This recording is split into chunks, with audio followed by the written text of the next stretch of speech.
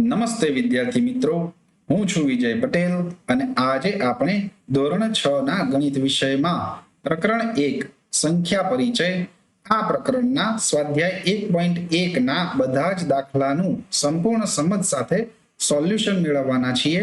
આ અગાઉ આપણે આ સ્વાધ્યાય 1.1 સુધીના બધા જ મુદ્દાની સમજ અગાઉના વિડીયોમાં મેળવી છે। જો તમે એ વિડીયો ના જોયો હોય તો જોઈ લેવો, જેથી સ્વાધ્યાય 1.1 ના દાખલા તમને ખૂબ જ સારી રીતે સમજાઈ જાય। તો ચાલો મિત્રો વિડીયો જોઈએ અને શીખવાની શરૂઆત કરીએ। અહીંયા આપણે જોઈએ કે સ્વાધ્યાય 1.1 હવે એમાં પ્રશ્ન 1 છે ખાલી જગ્યા પૂરો। હવે એ છે 1 લાખ બરાબર ખાલી જગ્યા 10,000।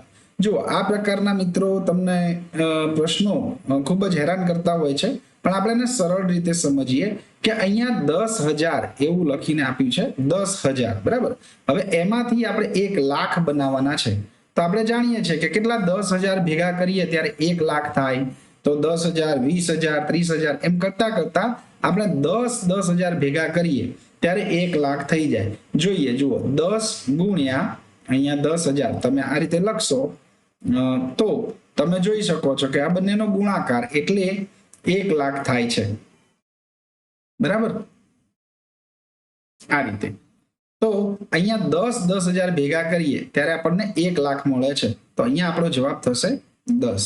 ઓકે, હવે 1 મિલિયન બરાબર કેટલા? 100,000।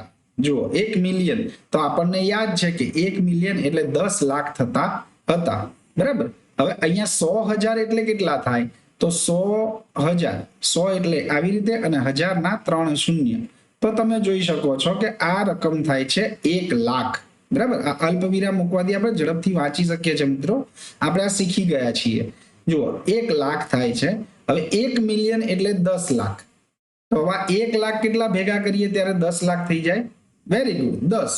તો અહીંયા પણ આપણો જવાબ થશે 10 100,000 ભેગા કરો, બરાબર, એટલે 1 મિલિયન બની જાય। સમજાય છે ને? હવે જુઓ 1 કરોડ બરાબર કેટલા? 10 લાખ। હવે 1 કરોડ ક્યારે બને? તો 10 લાખ ભેગા કેટલા ભેગા કરીએ? 10 લાખ 20 લાખ 30 લાખ 40 લાખ એમ કરતા કરતા 90 લાખ 99,99,999 અને એના પછી આવતી સંખ્યા એટલે કે એ 1 કરોડ છે, તો એ પણ અહીંયા આપણે 10 લાખ ભેગા કરીશું ત્યારે 1 કરોડ બનશે, તો અહીંયા પણ આપણો જવાબ થશે 10, બરાબર।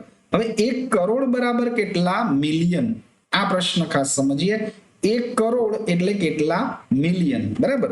તો હવે મિલિયન એટલે કેટલા થાય? તો 10 લાખ, એ આપણને ખબર છે, મિલિયન એટલે 10 લાખ અને 1 કરોડ એટલે 100 લાખ, હમણાં આપણે જોઈ ગયા છીએ। તો 100 લાખ ક્યારે બને? 10 લાખ ભેગા કરીએ, 10 વખત 10 લાખ ભેગા કરીએ ત્યારે એ 100 લાખ બને, એ 100 લાખ એટલે 1 કરોડ બને, બરાબર।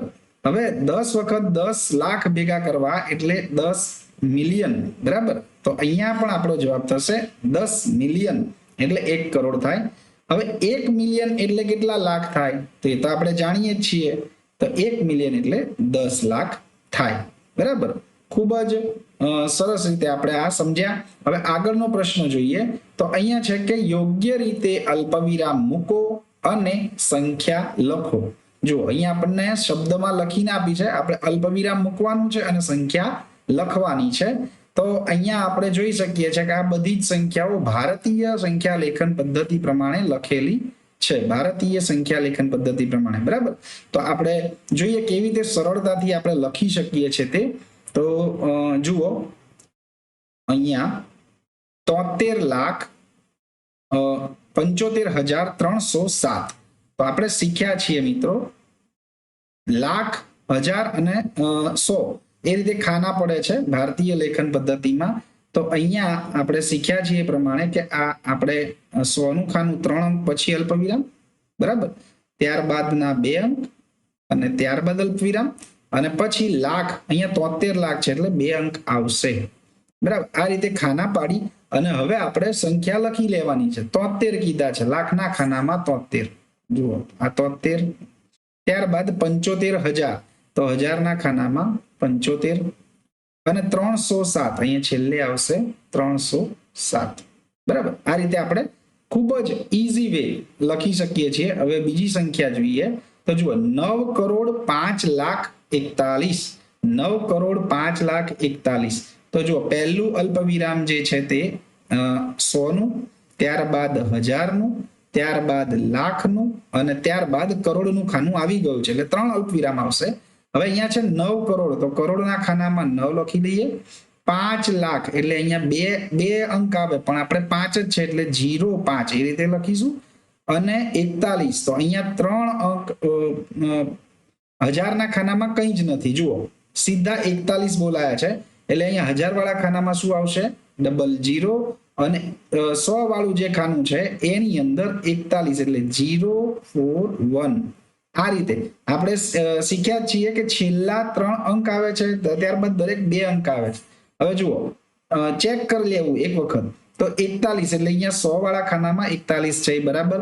5 લાખ 1000 વાળું ખાનું કંઈ નથી બોલ્યા એટલે 0. 5 લાખ છે અને 9 કરોડ છે. તમે છેલ્લેથી પણ ગણી શકો, એકમ, દશક, 100, 1000, 10,000, લાખ, 10 લાખ અને કરોડ. આ રીતે 2 વખત ટેલી કરી લઈએ મિત્રો. હવે જુઓ કે અહીંયા છે 7,52,21,302. અહીંયા બધા જ ખાના છે, કરોડ વાળું છે, લાખ વાળું છે, 1000 વાળું પણ છે અને 100 વાળું પણ ખાનું છે. તો જુઓ એના માટે અલ્પવિરામ કરીએ છીએ. આ પહેલું 100નું અલ્પવિરામ 3 અંક આવશે. આ રીતે દોરી જ દેવું એટલે તમને ખૂબ જ સરળતાથી તમે સંખ્યા લખી શકો. ત્યારબાદ આ 1000નું ખાનું 2 અંક, ત્યારબાદ લાખના ખાનામાં 2 અંક, ત્યારબાદ અલ્પવિરામ અને આ કરોડનું ખાનું એમાં 1 અંક આવશે. 2 અંક આવે પણ અહીંયા 7 કરોડ છે માટે 1 અંક. તો અહીંયા આપણે ખાનું તો દોરી દઈએ, બરાબર. તો 7 કરોડ, 7 કરોડ 52 લાખ, અહીંયા 52 લખી લો. ત્યારબાદ 21,000 તો 21 લખી લો.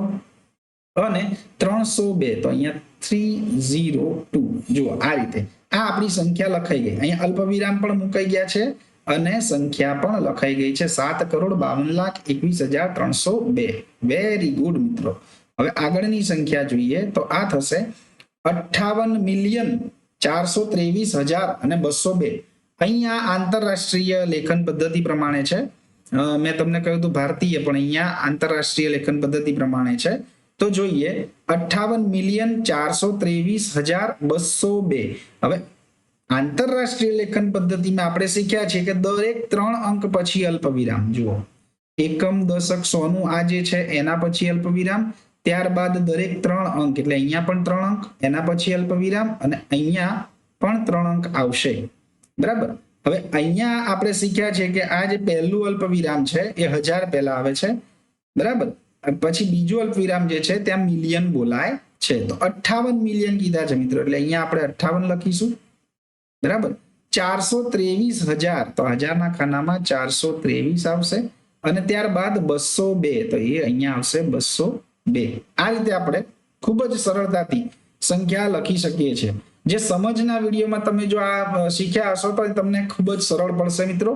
તો જુઓ અહીંયા પણ એ જ રીતે જોઈએ 23,23,010. હવે આ ભારતીય લેખન પદ્ધતિ પ્રમાણે છે. જ્યારે મિલિયન આવે ત્યારે તે સમજવું કે આંતરરાષ્ટ્રીય સંખ્યા લેખન પદ્ધતિ છે. અહીંયા કરોડ અને લાખ ને એવી વાત થાય ત્યારે ભારતીય લેખન પદ્ધતિ પ્રમાણે 23,30,010. તો આપણે ખાના પાડી દેવાના. પહેલા એકમ, દશક, 100નું અહીંયા એકમ, દશક, 100 અલ્પવિરામ, ત્યારબાદ 1000ના 2 ખાના અલ્પવિરામ અને લાખના તો 2 ખાના, બરાબર. હવે કરોડ સુધી જવાનું નથી એટલે 2 અલ્પવિરામ અહીંયા આવશે, બરાબર. 23 લાખ તો અહીંયા 23 લાખ, 30,000 તો અહીંયા 30 અને 10 ખાલી 10 લખવાના છે એટલે અહીંયા 100ના ખાનામાં કઈ નહીં અને અહીંયા 10. તો આ રીતે આપણા શબ્દોમાંથી અંકમાં આપણે સંખ્યા લખી છે. હવે આગળનો પ્રશ્ન જોઈએ મિત્રો. તો જુઓ અહીંયા છે કે અલ્પવિરામ યોગ્ય રીતે મૂકો અને ભારતીય સંખ્યા લેખન પદ્ધતિમાં લખો. અલ્પવિરામ યોગ્ય રીતે મૂકવું અને ભારતીય સંખ્યા લેખન પદ્ધતિમાં લખવાનું છે. ચાલો જોઈએ. તો અહીંયા એ છે એને આપણે પહેલા લખી લઈએ. જે અંક આપ્યા છે 8, 7, 5, 9, 5, 7, 6 અને 2, બરાબર. આ રીતે છે. હવે એને આપણે અલ્પવિરામ મૂકીને લખવાનું છે. તો ફરીવાર અહીંયા જે રકમ આપી છે મિત્રો તે તમે જોઈ જ શકો છો, એટલે અલ્પવિરામ હું અહીંયા જ લખી લઉં. તો ભારતીય સંખ્યા લેખન પદ્ધતિમાં એટલે પહેલા 3 અંક પછી અલ્પવિરામ, ત્યારબાદ દરેક 2 અંક બાદ અલ્પવિરામ મૂકવાનું છે. લો, આપણી આ સંખ્યા બની ગઈ.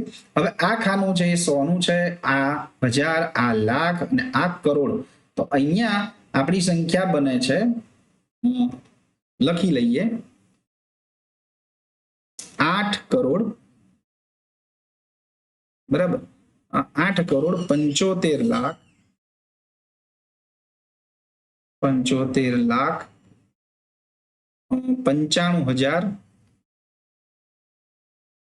762 ઓકે. આ રીતે જો 8,75,95,762. હવે નેક્સ્ટ બી જોઈએ. તો જુઓ, બી માટે પણ એ જ રીતે અંક લખી લઈએ, 8, 5, 4, 6, 2, 8 અને 3. બરાબર. તો ભારતીય સંખ્યા લેખન પદ્ધતિમાં આપણે જાણીએ છીએ કે પહેલા 3 અંક પછી ત્યારબાદ દરેક 2 અંક બાદ તમારે અલ્પવિરામ મૂકવાનું છે. હવે જુઓ, આ ખાનું 100 નું, આ 1000 નું અને આ લાખ નું. તો અહીંયા સંખ્યા થાય છે 85 લાખ 46,46,283 આ રીતે આપણે સંખ્યા લખી. હવે સી જોઈએ. તો જુઓ, સી માં કઈક આ રીતે કે અંક છે 999,999,000 અને 46. ઓકે, 46 આ રીતે. હવે સંખ્યા ભારતીય સંખ્યા લેખન પદ્ધતિમાં યાદ રાખો એ પ્રમાણે છેલ્લા 3 અંક, ત્યારબાદ દરેક 2 અંક. આ છેલ્લું ખાનું 100 નું, આ 1000 નું, આ લાખ નું અને આ કરોડ નું. તો અહીંયા આપણી પાસે થશે, જુઓ, 9,99,00,000 અને પછી 1000 માં કાંઈ નથી બોલવાનું, 0 છે. તો છેલ્લે આવશે 46. બરાબર, વેરી ઈઝી છે ને મિત્રો. હવે ડી જોઈએ. તો એના માટે અહીંયા અંકો છે 9, 8, 4, 3, 2 અને 701 આ રીતે. હવે અહીંયા અલ્પવિરામ મૂકી દઈએ, છેલ્લા 3 અંક, ત્યારબાદ દરેક 2 અંક, અહીંયા 2 અંક. બરાબર. તો આપણે જાણીએ છીએ એ પ્રમાણે આ છે 100, આ 1000, આ લાખ અને અહીંયા આ થશે કરોડ. બરાબર. તો 9 કરોડ 84 લાખ 32,701.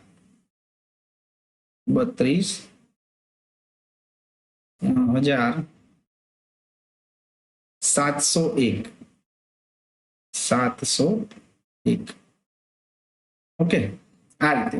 જોયું મિત્રો, કેટલું સરળ છે. ખૂબ જ સરળતાથી આપણે સંખ્યાઓને ભારતીય લેખન પદ્ધતિમાં બતાવી અને એને શબ્દમાં પણ દર્શાવી. હવે આગળનો પ્રશ્ન જોઈએ. પ્રશ્ન 4 જોઈએ મિત્રો, કે આંતરરાષ્ટ્રીય પદ્ધતિ પ્રમાણે અલ્પવિરામ યોગ્ય રીતે મૂકો અને આંતરરાષ્ટ્રીય સંખ્યા લેખન પદ્ધતિમાં લખો. ચાલો જોઈએ.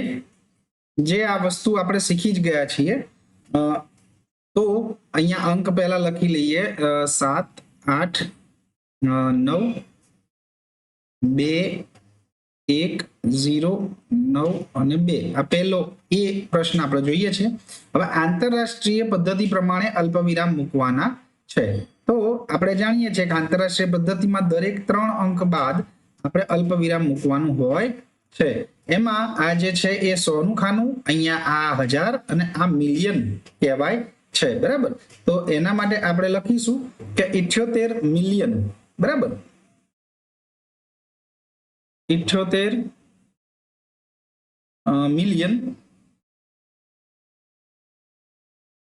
અને 921,000 921,000 અને 92, 092 છે, 92, બરાબર. આ આપણો જવાબ થાય છે, બરાબર. હવે નેક્સ્ટ જોઈએ બી. તો બી ના અંક છે 7 4 5 2 2 5 2 2 8 3, જે આ બી પ્રશ્ન છે. તો એને કેવી રીતે આપણે લખીશું? પહેલા અલ્પવિરામ મૂકીએ. તો આંતરરાષ્ટ્રીય સંખ્યા લેખન પદ્ધતિ પ્રમાણે દરેક 3 અંક પછી અલ્પવિરામ આપણે મૂકવાનું છે. તો આ થાય છે 7 મિલિયન 452,000 452,000 અને 283. આ આંતરરાષ્ટ્રીય સંખ્યા લેખન પદ્ધતિ આપણે આવી રીતે લખીએ છીએ. હવે આગળનું જોઈએ તો આ સી પ્રશ્ન છે તે. તો સી ના અંકો લખીશું 999 85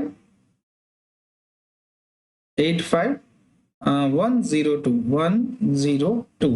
દરેક 3 અંક બાદ અલ્પવિરામ મૂકવાનું છે. મૂકી દઈએ અને એને સંખ્યાને લખીએ. તો આ મિલિયન નું ખાનું, આ 1000 અને અહીંયા 100 નું, તો 99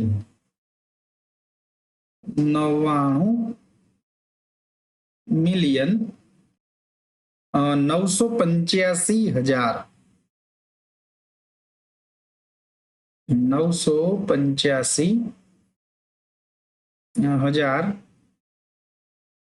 અને 102.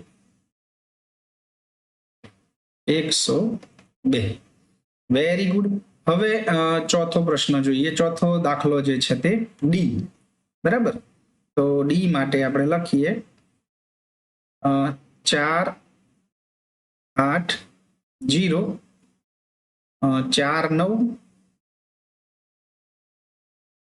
8 3 1.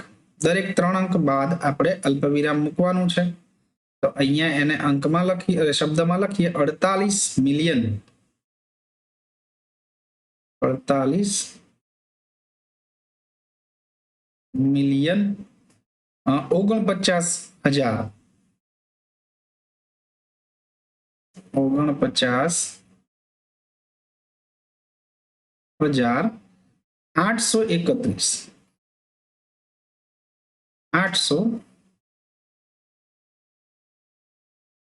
831, બરાબર. તો આ રીતે મિત્રો આપણે સ્વાધ્યાય 1.1 ના 4 પ્રશ્નો ખૂબ જ સરસ રીતે સમજી અને ગણતરી કરી છે. આ વિડીયો જોવા બદલ આપ સૌ મિત્રોનો ખૂબ ખૂબ આભાર. જો આ વિડીયો આપને પસંદ આવ્યો હોય તો આપના અન્ય મિત્રો સુધી પહોંચાડો, વિડીયોને લાઈક કરો અને આપણી ચેનલને સબસ્ક્રાઈબ કરવાનું ભૂલશો નહીં મિત્રો. આભાર.